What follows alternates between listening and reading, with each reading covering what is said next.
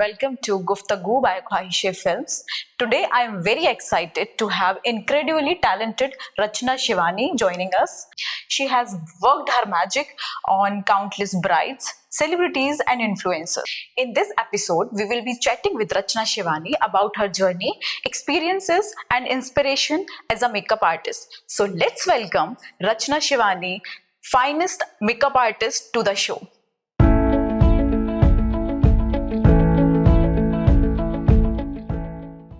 Hello and welcome, Rachna ji. Thanks for coming on the show.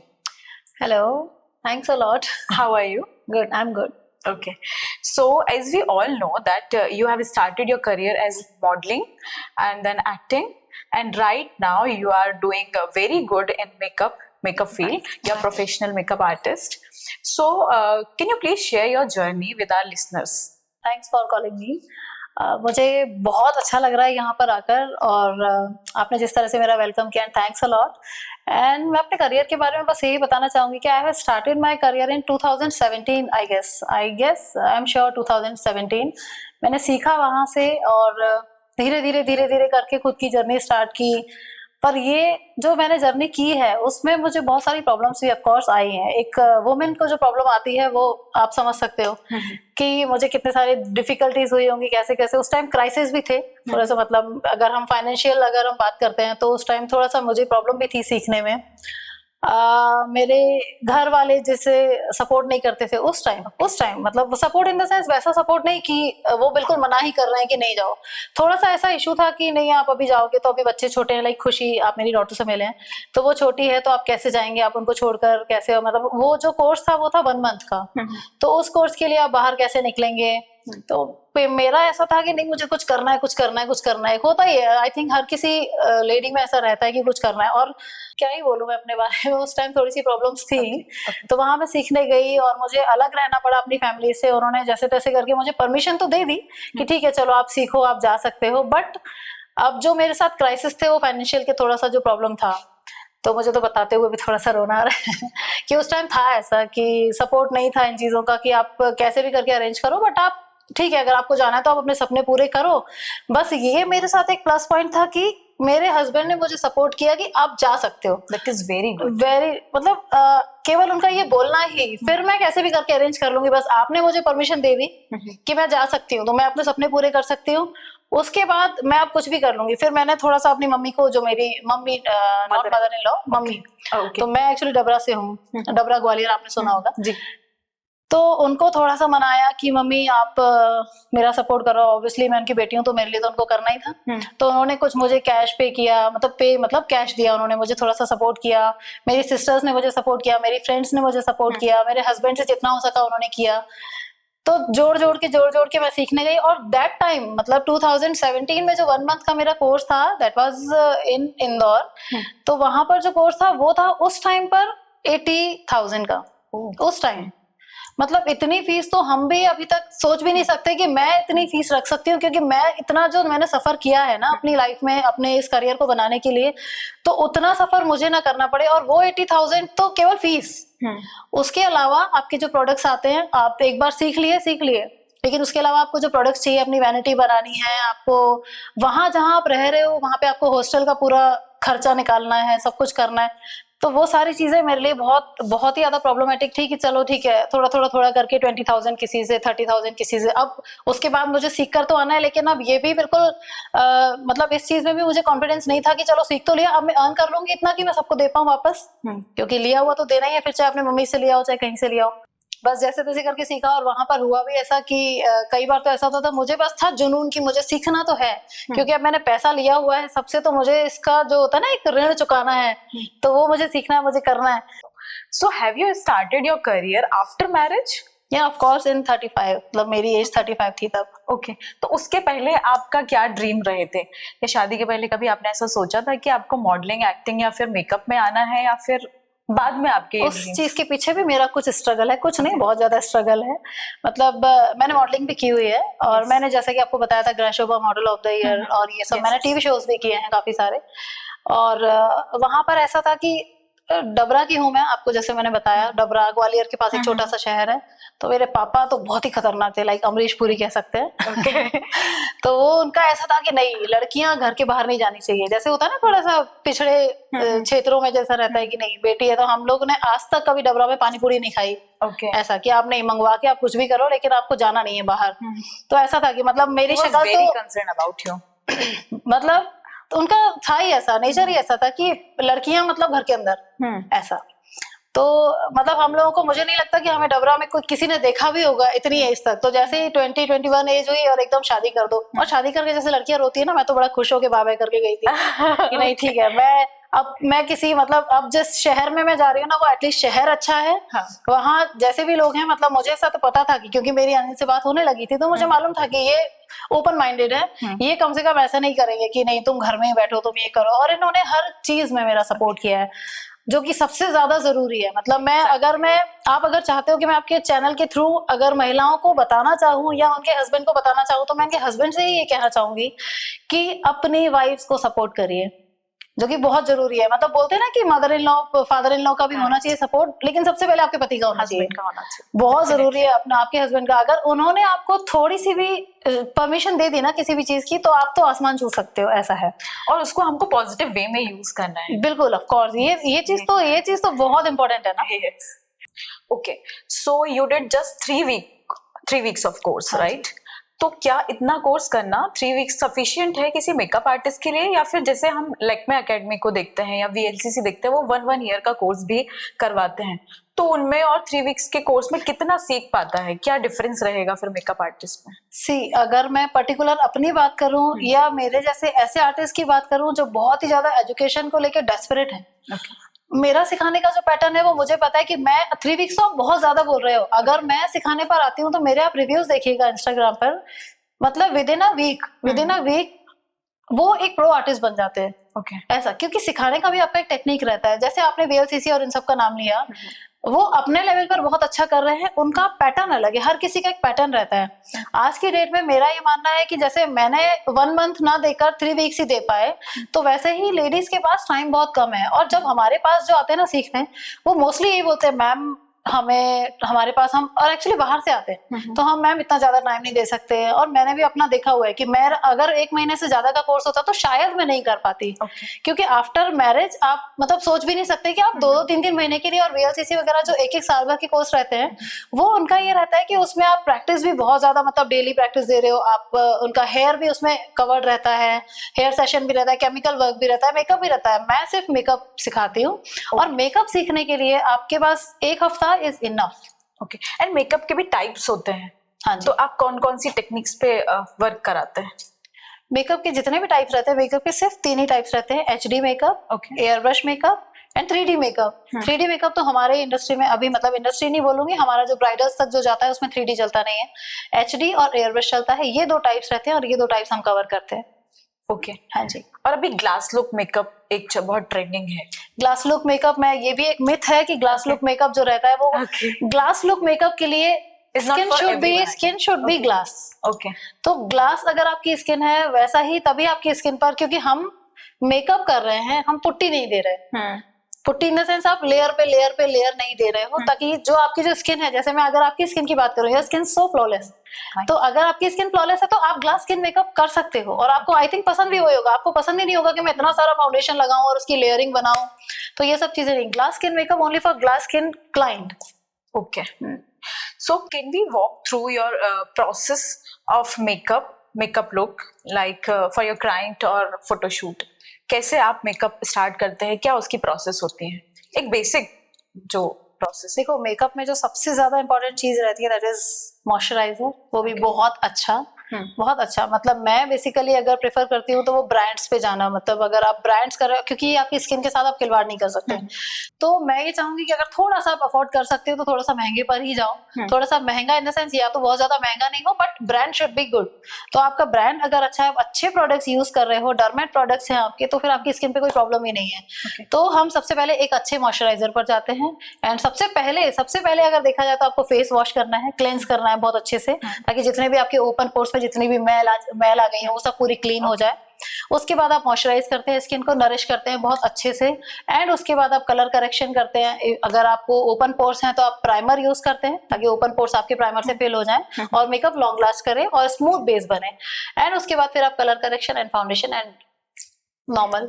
Okay, और toner का क्या role है आजकल? जैसे कि क्लींजिंग के बाद टोनर, फिर मॉइस्चराइजर। टोनर तब यूज किया जाता है जब आपके ओपन पोर्स हैं, अदरवाइज आपको स्वेट ज्यादा आ रहा है, क्योंकि टोनर जो होता है वो आपके एक्सेस स्वेट को कंट्रोल करता है, एक्सेस ऑयल को कंट्रोल करता है, तो टोनर तब यूज करता है। In every case you can't use toner. ठीक है, फीमेल्स के लिए मेकअप और ब्यूटी की कितनी अपॉर्चुनिटीज हैं इस फील्ड में?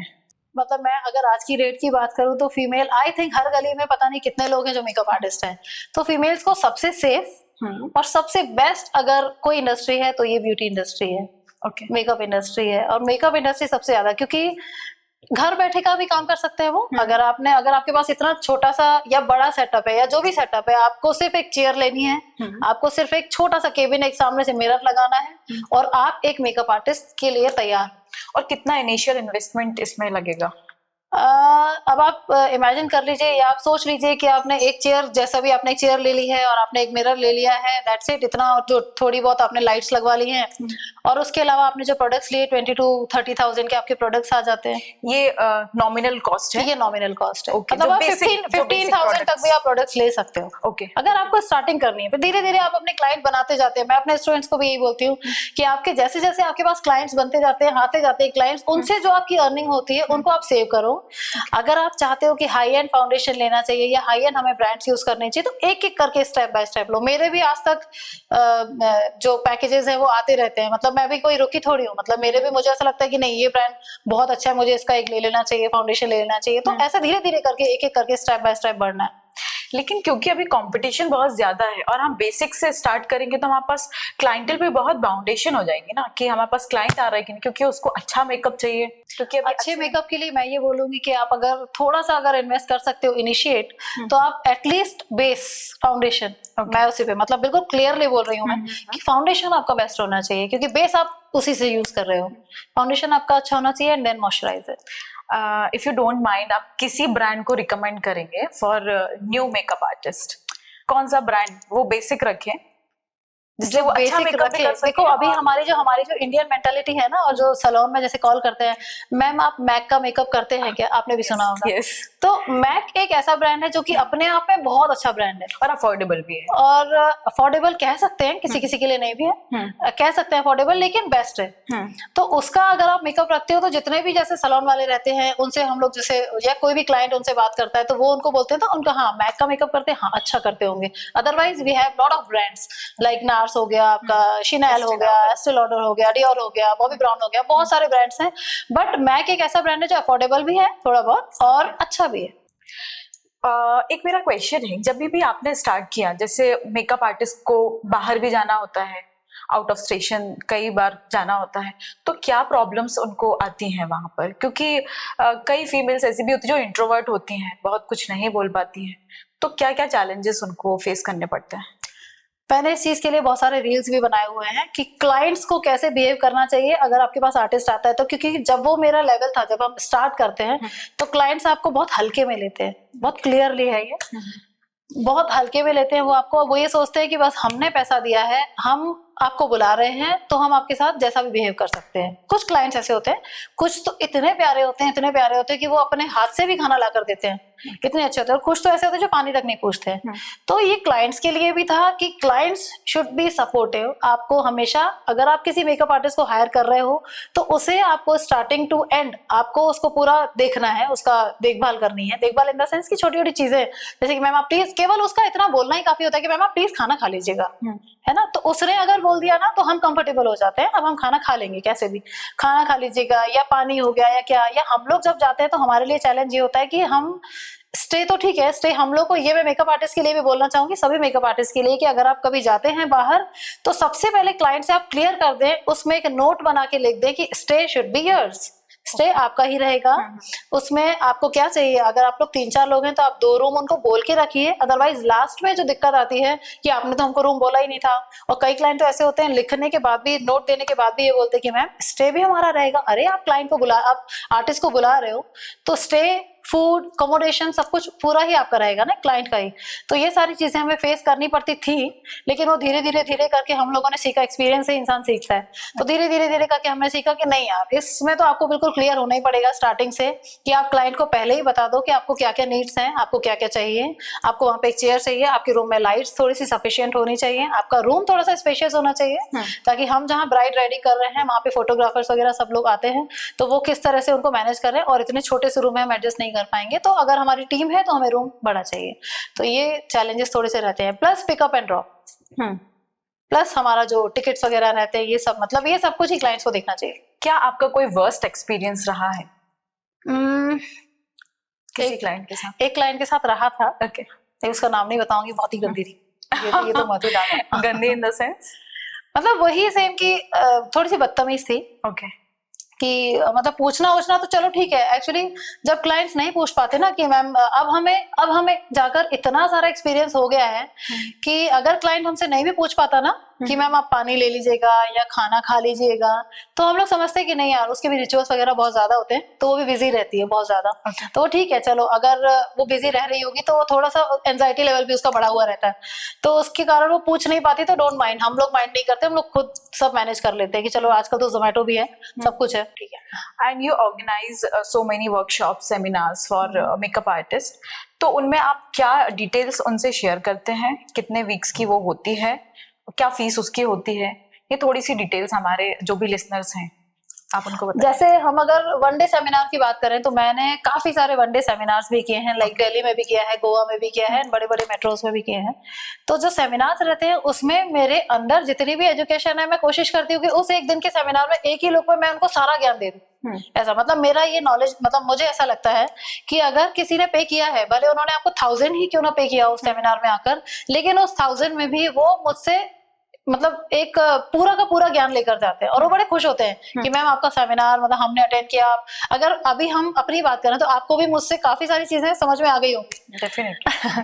तो वो एक समझाने का जो तरीका रहता है ना, वो मेरा बिल्कुल बच्चों जैसा है। लाइक अगर वनडे का सेमिनार हो तो भी, और अगर मेरी जो वर्कशॉप्स रहती हैं वो रहती है 18 डेज की, मतलब मेरा पैटर्न है ये 18 डेज का, 3 वीक्स का मेरा कोर्स रहता है। उस 3 वीक्स के कोर्स में मैं जान डाल देती हूँ, मतलब आपकी थ्योरी से लेकर आपका हैंड्स ऑन प्रैक्टिस हो गया, सब कुछ, इवन साड़ी ड्रेपिंग हो गया, आपका हेयर का सेशन हो गया, एवरीथिंग मैं 3 वीक्स में बिल्कुल जान डाल देती हूँ। बच्चों के साथ खड़ी रहती हूँ, हैंड्स ऑन प्रैक्टिस। एक स्टूडेंट तो मेरे पास, एक नहीं 2 स्टूडेंट तो मेरे पास ऐसे आए थे जिनके हाथ ऐसे से कांपते थे। मतलब थोड़ा सा उनको शायद कोरोना में उनको कुछ प्रॉब्लम हो गई थी, मेरी एक वीडियो भी डाली हुई थी उनकी, कोरोना में उनको शायद कुछ दिक्कत हो गई थी, तो उनके हाथ बहुत हिलते थे, ऐसे ऐसे हिलते थे लिटरली। तो उसको होल्ड करके लाइनर लगाना सिखाया मैंने, मतलब उसको आप होल्ड करो, क्योंकि उनके हाथ को होल्ड करना बहुत जरूरी था, नहीं तो वो बहुत शिवर कर रही थी, बोल रही थी मैम मैं चलो पूरा मेकअप तो चलो ठीक है कर लूंगी, उसको ब्लेंडर से मुझे फाउंडेशन ही करना है, बट मैं लाइनर कैसे लगाऊंगी। तो वो टास्क था मेरे लिए भी कि मुझे उसको सिखाना है, और वो आज की डेट में अपनी खुद की एकेडमी चला रही। और ऐसे कितने स्टूडेंट्स हैं जो अभी इस फील्ड में बहुत आगे चले गए हैं, या फिर जिन्होंने अपना एकेडमी बना लिया? पर्टिकुलर मेरे स्टूडेंट्स के लिए बोल रहे हो? यस यस, ऑलमोस्ट सारे। ओके, सभी अपना कोर्स बहुत अच्छे से कर रहे हैं, और कोर्स भी अच्छे से उन्होंने कंप्लीट कर लिया है, और बहुत ज्यादा ब्राइट्स ले रहे हैं। डेली उनके मेरे पास अपडेट्स आते हैं, मैम आपसे सीखने के बाद हमने ये किया, ये चैलेंज लिए, और कभी हमें आज तक कोई शिकायत नहीं आई। ओके, और सोशल मीडिया का क्या रोल है दीज डेज, क्योंकि बहुत ज्यादा सोशल मीडिया के थ्रू ही क्लाइंट्स आपके पास भी आते होंगे, तो आप कैसे उस पे एक्टिव रहते हैं? क्योंकि आपके पास वर्कलोड भी बहुत ज्यादा है, फिर आपको एक्टिव भी होना है। सोशल मीडिया का आज की डेट में अगर हम आपके ही शो की बात करें तो ये भी एक उसी का ही पार्ट है। तो सोशल मीडिया का तो ऐसा है कि आज की डेट में उसके बिना कुछ नहीं होने वाला। करेक्ट, कुछ भी नहीं होने वाला। मतलब आपको छोटी से छोटी चीज भी, इनफैक्ट अगर हम लोग आपस में अपने बच्चों के लिए भी कुछ करते हैं तो भी मुझे थोड़ा सा उसमें अपलोड करके दिखाना पड़ता है कि हम यहाँ पर एंजॉय कर रहे हैं, ये कर रहे हैं। तो आप ये सोचिए जब हमें वो सब चीजें भी दिखानी पड़ती है, हमें अपने आप को भी बहुत एक्टिव रखना पड़ता है। तो ये तो हमारा काम है। तो काम को जब तक आप नहीं दिखाओगे, बोलते हैं ना जो दिखता है वो बिकता है, तो वही वाला हिसाब है यहाँ पर। अगर आप अपने काम को नहीं दिखाएंगे, आपका काम दिखेगा नहीं, तो लोगों को कैसे पता चलेगा कि आप क्या कर रहे हो। तो सोशल मीडिया में एक्टिव रहना बहुत ज्यादा जरूरी है। दिन में आपको कम से कम 3 से 4 स्टोरीज आपकी डलनी चाहिए, और हर दिन एक पोस्ट जरूर डलना चाहिए। दिन में नहीं तो ऑल्टरनेट डेज में तो आपकी पोस्ट आनी ही चाहिए। जो हमारे जो व्यूअर्स रहते हैं वो नहीं तो फिर शफल हो जाते हैं। भोपाल में जो मेकअप आर्टिस्ट हैं जो ट्रेनिंग प्रोवाइड कर रहे हैं, और दिल्ली मुंबई जैसे टियर 1 सिटीज में जितने भी लोग हैं जो मेकअप आर्टिस्ट हैं, वो उनमें और यहाँ भोपाल में कितना अफोर्डेबल है और क्या उनकी फीस रेंज है? मैं अगर मेट्रो सिटीज की बात करूं या इनफैक्ट अपने भोपाल की भी बात करूं तो भी चार्जेस या फीस जिसे बोलते हैं वो है, अच्छी खासी फीस है। मैंने भी पता किया है काफी सारे एकेडमीज के, मुझे जैसे बच्चे आकर बताते हैं मैम उनका तो इतना, आप कितना बहुत नॉमिनल चार्ज लेते हो, तो आप इतना कम क्यों, जबकि आपका लेवल भी बहुत अच्छा है, तो आप इतना कम चार्ज क्यों करते हो? बिकॉज मैं एजुकेशन देने में बिलीव करती हूँ। आपको एजुकेशन देनी है, ज्ञान बांटने से बढ़ता है ऑफ कोर्स। तो मैंने ये एजुकेशन, मैंने अपना एक पैटर्न और अपनी फीस बिल्कुल नॉमिनल बनाकर रखी है, क्योंकि मैंने जो सफर किया है, जैसे कि मैंने आपको अपना बताया था स्टार्टिंग मेरी कैसे हुई थी कि मैंने 80,000 वहां पे किया था, तो 80,000 was big amount for me that time. तो उस टाइम के हिसाब से आपके पास, लेकिन अभी भी मुझे लगता है कि नहीं, मतलब जो महिलाएं चाहती हैं, क्योंकि अब लेडीज के लिए ले देकर ये एक काम जो ब्यूटी इंडस्ट्री है, बहुत अच्छा और साफ सुथरा काम जो है, जो घर बैठे भी आप कर सकते हो, थोड़ा बहुत इधर उधर जाकर भी कर सकते हो, जिनके यहाँ से परमिशन होती है, तो उनके लिए सबसे सेफ काम यही है। तो अगर आप उनको लेकर, उनकी अवेयरनेस को लेकर या उनके पक्ष में आप कुछ कर सकते हो, तो वाई नॉट, आप थोड़ा सा कम चार्ज रखकर, कम फीस रखकर उनको सिखा सकते हो। उसके अलावा भी मैं जो फीस रखती हूँ उसमें डिस्काउंट भी रखती हूँ। ओके, जितनी फीस तो मेरी ऑलरेडी बहुत नॉमिनल है, एंड उसके अलावा उस फीस में मैं उनको अपने ही प्रोडक्ट्स प्रोवाइड करती हूँ। All right. जो आपके प्रैक्टिस प्रोडक्ट्स रहते हैं वो भी हमारे ही रहते हैं। डेली हैंड्स ऑन प्रैक्टिस रहती है हमारे ही प्रोडक्ट से।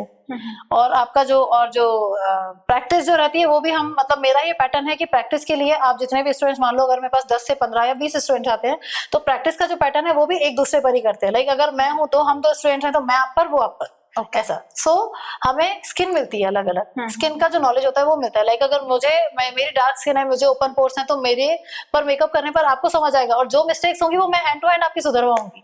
अगर हम मॉडल्स हायर करते हैं तो दे आर तो ब्यूटीफुल ना, उनकी स्किन तो वैसे ही फ्लॉलेस है, तो उसमें आप क्या ही सीख लोगे। तो मेरे जो पैटर्न है वो एजुकेशन पर बिलीव करते हैं, मतलब आपको उनको सिखाना है।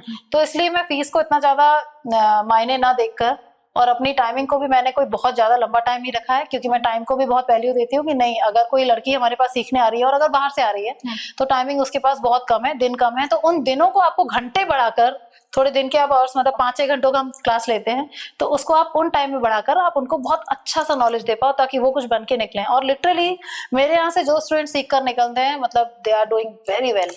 सो अगर हम मेट्रोस की बात करते हैं या इनफैक्ट भोपाल की भी बात करते हैं, तो मैंने जो वहां पे पता किया है, या मुझे जो पता चला है कि they are charging like 7 days का 1.5 लाख, 2 लाख, एंड उसके अलावा 18% जीएसटी, एंड उसके अलावा आपको प्रोडक्ट्स भी, वैनिटी भी आपको अपनी लेकर जानी पड़ती है, जो कि आई थिंक 30 to 40,000 या 50 तक ही बनती है। तो इतना ज्यादा, प्लस अगर वो वहां जाते हैं तो उनका रहने करना, खाना पीना, ये सब बहुत हो जाता है, जो कि मैंने भी सफर किया है।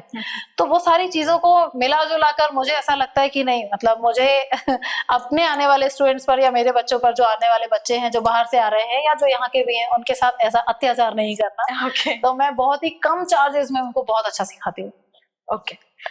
और आजकल जो ब्राइड्स का मेकअप है और उनका जो कॉस्ट्यूम है, जो मेन रिसेप्शन का या फेरे का जिसको बोलते हैं, तो अभी क्या लुक ट्रेंडिंग है और कौन से कलर ट्रेंडिंग है?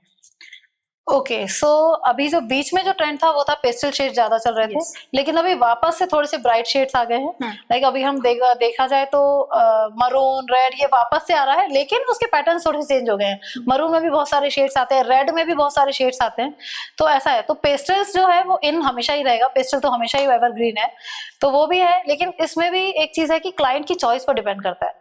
लाइक अगर मैं अपनी बात करूं तो मुझे नहीं पसंद कि मैं रेड या मैरून खुद के लिए पहनूं, या मैं लिपस्टिक एकदम डार्क लगाऊं, वो चॉइस भी रहती है कई सारी, और कई बार एक पैटर्न भी रहता है, तो उस पैटर्न पे जो ब्राइड को जैसा उनको चाहिए वो वैसा वाला लुक कैरी कर लेते हैं। ओके, कहते हैं कि पेस्टल कलर पहनने से जो ब्राइड है वो डोमिनेट हो जाती है, अदर जो भी गेस्ट आए हैं अगर उन्होंने बहुत जैसे डार्क। अभी आज की डेट में ऐसा कुछ नहीं है, आज की डेट में ऐसा कुछ नहीं है। पेस्टल पहनने से उसका कॉन्फिडेंस और बूस्ट होता है, मुझे ऐसा लगता है, जितना मैंने देखा है अपनी ब्राइड्स को। ओके, हाँ, मतलब अगर हम दीपिका पादुकोण की बात करें या आलिया भट्ट की बात करें, तो उन्होंने भी शायद यही पेस्टल ही पहना हुआ था। हाँ, आलिया भट्ट ने तो पेस्टल। तो हमारी जो इंडस्ट्री है वो पूरा सेलिब्रिटीज पर डिपेंड करती है कि भाई वहां से जो आ रहा है पैटर्न वही आपको कैरी करना है। फिर उसमें तो आप वैसे भी कॉन्फिडेंट हो जाते हो ना कि भाई नहीं, आलिया भट्ट ने पहना था तो मैं तो वैसे ही सुंदर लग रही। Yes, as you are a mother and also a business women, तो कैसे आप अपनी प्रोफेशनल एंड पर्सनल लाइफ को मैनेज करते हैं? आपको पता है मैं खाना भी बनाती हूँ, और मैं, जैसे कि मैंने आपको बताया कि मैं मास्टर शेफ में भी जा चुकी हूँ। That's great. तो चैलेंजिंग तो रहता है, स्टार्टिंग से ही रहा है चैलेंजिंग, क्योंकि अगर आप कुछ करते हो और आपको अपने सपने पूरे करने हैं तो कहीं ना कहीं आपको तो एडजस्ट करना पड़ता है। परमिशन मिल गई ये बहुत है, बहुत है, परमिशन मिलना बहुत ज्यादा है। लेकिन उसके साथ साथ हमें घर भी देखना पड़ता है, और mother in law, father in law, जब सब लोग, हम सब एक जॉइंट फैमिली में रहते हैं, तो ये सब चीजों को साथ में लेकर चलना पड़ता है, तो ही आप शायद आगे बढ़ पाते हो। और उन लोगों का सपोर्ट ये रहता है कि मतलब वो हर चीज में, मतलब मेरे बच्चे संभल गए। और जब आप बाहर जाते हैं तो कैसे आप मैनेज करते हैं फिर, क्योंकि आप खाना भी बनाती हैं एज यू सेड? खाना बनाती हूँ, लेकिन थोड़ा थोड़ा सा मेड भी करवाती है। ओके। तो थोड़ा बहुत हम लोग मैनेज कर लेते हैं। प्लस मेरी मदर इन लॉ, जो कि अभी नहीं है, अभी उनकी 2 महीने पहले ही डेथ हो चुकी है। तो उनसे तो मुझे बहुत ज्यादा सपोर्ट था, मतलब उनके जाने के बाद तो समझो दुनिया खत्म हो गई, ऐसा हो गया। तो वही है ना, मैं इसलिए मतलब हस्बैंड से भी ठीक है, लेकिन आपके घर वाले भी, आपकी मम्मी डैडी सभी लोग सपोर्टिव होने चाहिए। आपने मिसेस मूवी देखी है? यस। उससे कुछ सीखा आपने? कुछ सीखा मैंने कि अपने लिए तो फाइट करनी चाहिए। जो उसका एंड था वो मुझे नहीं पसंद आया, बिल्कुल हाँ, पसंद नहीं आया। जो एंड में उसने जो पानी मारा और ऐसा वैसा करके, दैट इज वेरी रॉन्ग। क्योंकि हाँ, कि हमारे साथ भी ऐसा हुआ है, सभी के साथ इनफैक्ट होता ही होगा। लेडीज को अगर कुछ करना है तो उनके साथ प्रॉब्लम्स आती ही हैं, लेकिन उस प्रॉब्लम को उनको कैसे फेस करना है, या तो आप प्यार मोहब्बत से समझाओ, या तो आप थोड़ा सा अपने लिए स्टेप लो, थोड़ा सा गुस्सा करो या रूठ लो, थोड़ा सा रूठा बनाना हो जाएगा। लेकिन छोड़कर जाना इज रॉन्ग, कि आपने तो सब कुछ वहां पे रास्ते ही बंद कर दिए ना। नहीं, बट उसमें ये भी दिखाया था कि उसने बहुत बार अपने नहीं, बहुत बार नहीं बोला, बहुत बार तो दिखाया ही नहीं था ना। उसने फाइट कहाँ की? जब वो शूज पहन रही है, जब उसके फादर इन लॉ ने बोला कि बेटा ऐसा ऐसा करके, तो उसने तुरंत शूज उतार के रख दिए। मतलब थोड़ा सा स्ट्रिक्टली उसको बोलना चाहिए था ना, मुझे ऐसा लगता है। Okay. कि उसको थोड़ा सा तो रूडली बोलना चाहिए था कि नहीं पापा मैं तो जाऊंगी, मेरा भी कुछ ड्रीम है। मैंने भी किया ऐसा। Okay. Okay. One piece of advice that you would like to give aspiring makeup artist.